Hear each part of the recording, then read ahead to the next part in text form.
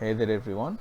So for this video I decided to make something more serious on these more serious notes. This is the Annotated Brothers Grimm.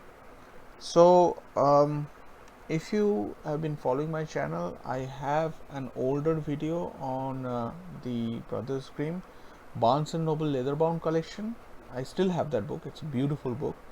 But I wanted to know the history of the works the Brothers Grimm have done, and so I got this one instead as well. I mean, it's not instead, I still have that book. So this is the Annotated Brothers Grimm, and it's a hefty book, as you can see here.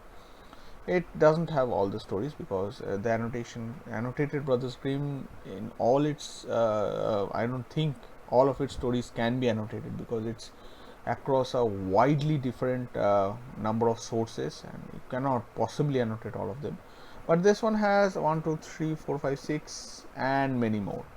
So there are quite a few, not all, but I think that would suffice, and this is a very beautiful book as well. Before going any further, do subscribe to the channel. I would love it if you could let me know as to what you like about the channel, what you do not like about the channel, what I can improve on the channel.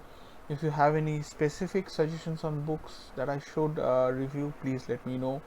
I am always on the lookout for more beautiful illustrated books, interesting books, and I love hearing from you all.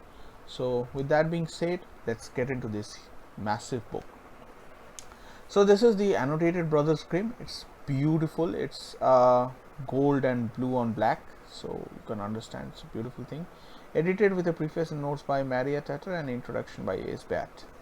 So this is the side spine, and this is the back.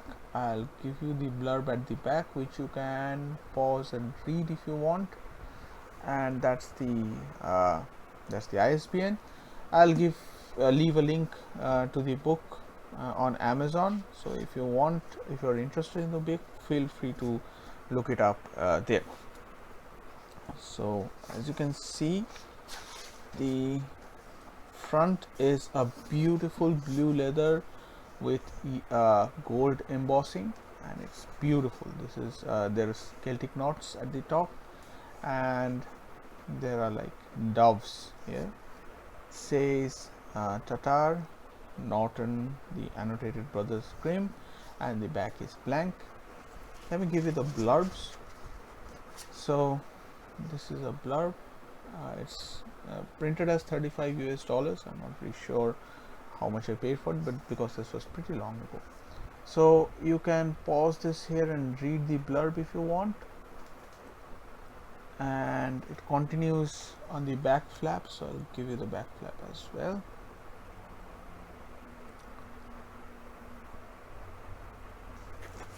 So with that out of the way, let's dive into the book. So it starts off as the Annotated Brothers Grimm. I am missing this front page. This I'm guessing would be same texture as this, but this was a second-hand book, so I cannot really complain.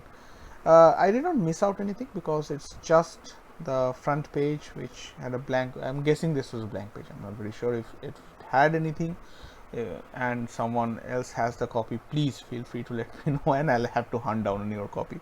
But I'm fairly certain this was blank. So there's that. Annotated Brothers Grimm starts with the acknowledgements, and then there's the book.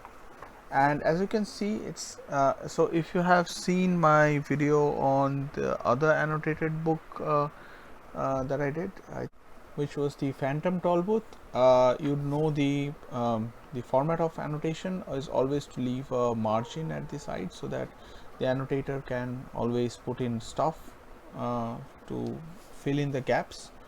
So yeah, this is one of the stories, Little Brother and Little Sister. Oh, I did not show you the content. Let me just go back quickly.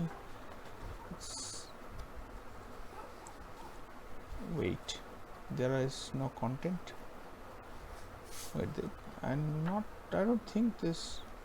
I did not actually check because when I read it, I like randomly get into a story and read. Yeah, there is a content. So this is the content. There are 12, and then let's see.